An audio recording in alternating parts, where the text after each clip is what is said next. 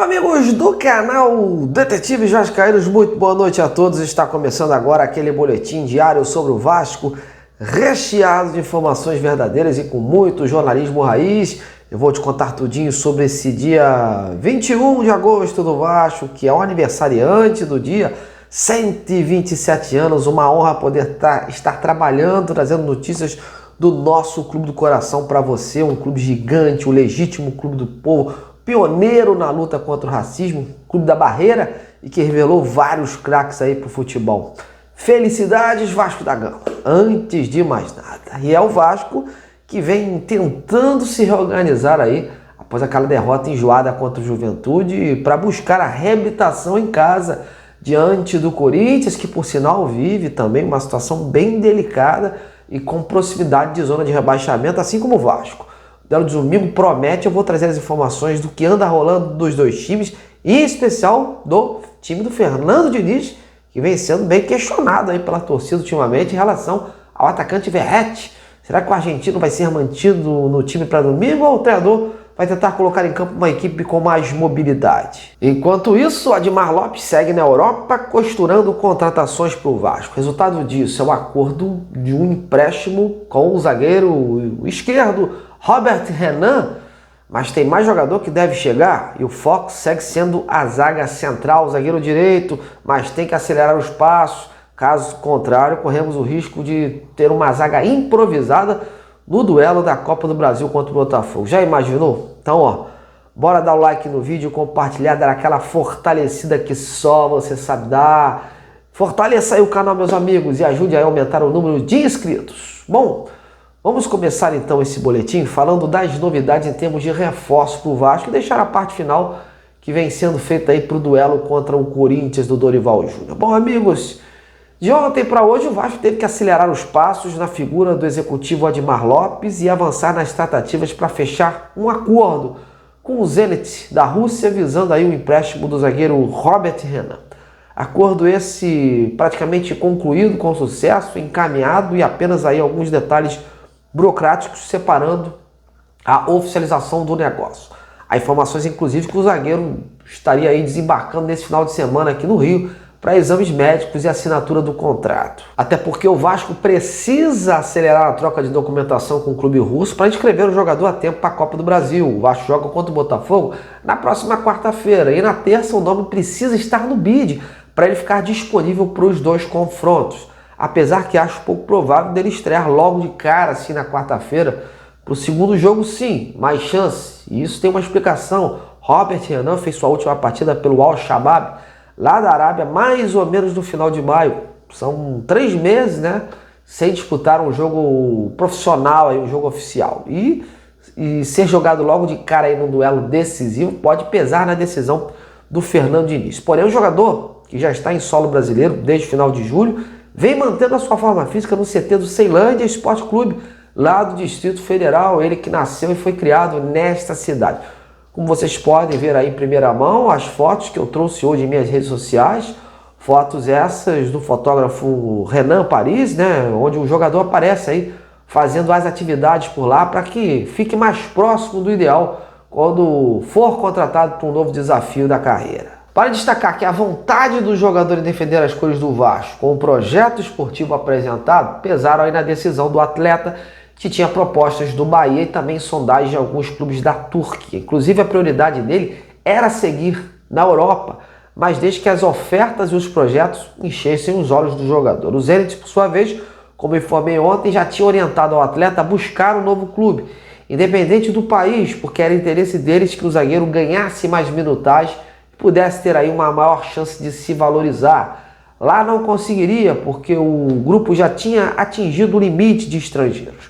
No Vasco, o Robert Renan terá o desafio de tentar mostrar o mesmo futebol que o fez destacar no Corinthians, né, quando foi revelado. No Internacional, por exemplo, ele começou muito bem, mas alguns lances onde ele falhou aí marcaram negativamente o jogador. Além de um pênalti de cavadinha onde ele errou, num desses jogos foi contra o próprio Vasco, né, numa falha bizarra no gol do Adson, quando ele se desequilibrou e aí deixou aí o Adson, a passagem, né, do Adson aí finalizar nas redes do Colorado. De qualquer forma, há essa confiança dentro do Vasco nessa aposta de 21 anos, já que o Fernando Diniz tem essa experiência de potencializar os seus jogadores, principalmente aqueles que têm essa queda de rendimento na carreira. Além disso, o zagueiro, mesmo com a pouquíssima idade, já tem bagagem suficiente, né, tendo atuado aí por Corinthians, Zenit Internacional e Al-Shabaab. Veremos aí os desdobramentos após a sua chegada. E se ele chega, outro sai. O garoto Luiz Gustavo está de malas prontas para o Bahia mesmo. O jovem de 19 anos foi vendido por cerca de 5 milhões de euros aí, por 70% dos direitos econômicos, com o Vasco ficando então com essa porcentagem em cima aí da próxima venda. Uma parcela da torcida fez críticas a esse negócio por achar precoce, e outra parcela achou satisfatória por conta de ser um jogador reserva e que é incerto o que seria aí do seu futuro. Enfim, dividiu opiniões dessa venda e eu pergunto a você, o que você achou, hein? Bom, ainda falando de zagueiros, após perder o Carlos Cuesta para o Spartak, o Vasco teve que recalcular a rota e acelerar a mira por um novo alvo. Alvo esse que ainda é tratado como sigilo, mas dentro de São Januário há essa percepção que esse jogador teria que ser uma contratação assim indiscutível. Ao contrário do Robert Renan, que ainda gera algumas dúvidas entre os torcedores, né? O zagueiro central é tratado mais como um xerife, um cara de confiança. E o Vasco está correndo atrás. Se vai conseguir, são outros 500, meus amigos. Inclusive muitos aí pedindo a contratação do Joaquim, mas eu já trouxe ontem aí sobre esse jogador, um jogador que está numa performance muito boa lá no Tigres, não vai sair de forma barata assim. O próprio empresário do jogador confidenciou ontem que é uma situação difícil, embora ele não tenha recebido nada, né? Mas o Tigres aí tem recebido muitas ofertas por ele. Mas realmente é um jogador bem que preencheria ali a zaga do Vasco. Mas vamos aguardar, meus amigos. É provável que esse atleta que chegue aí venha de um mercado também sul-americano. Seguimos apurando e a gente tem que correr atrás de tudo. Até porque eu falei desde o início, o Vasco está correndo atrás porque a janela fecha dia 2 de setembro. E as inscrições para essa fase da Copa do Brasil encerram nessa terça aí, para essa fase. Então, vai esperar para ver o quê? Jogando com o zagueiro improvisado? Um risco bem calculado.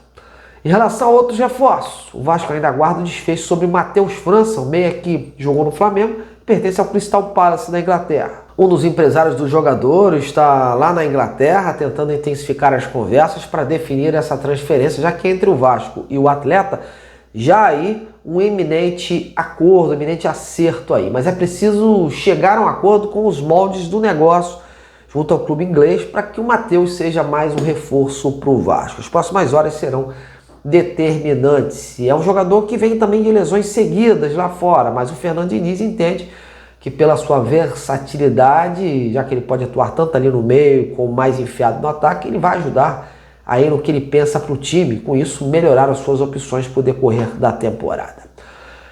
Bom, mudando de assunto, vamos falar agora um pouco sobre Vasco e Corinthians, jogo marcado para as 16 horas do próximo domingo e um jogo de alto risco para as duas equipes. O Vasco, todos sabem, está na 16ª posição com 19 pontos, primeiro clube acima da zona de rebaixamento.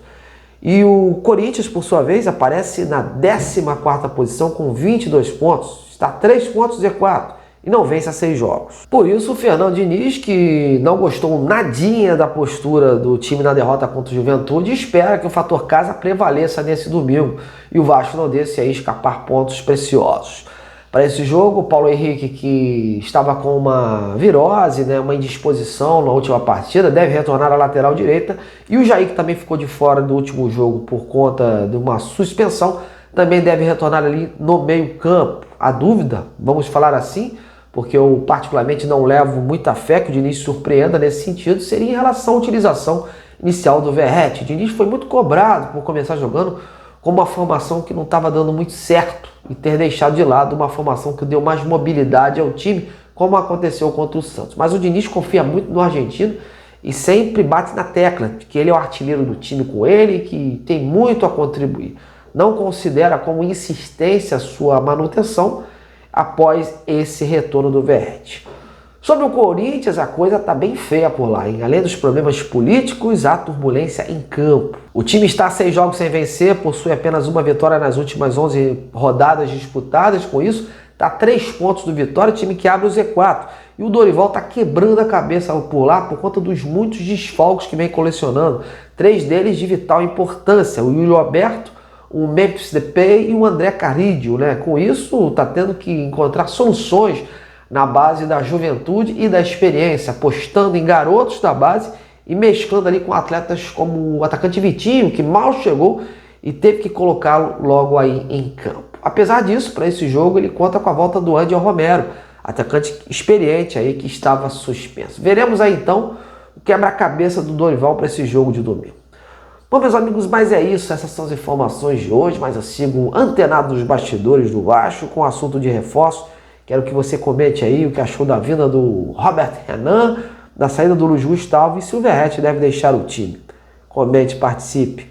Até mais e saudações vascaínas.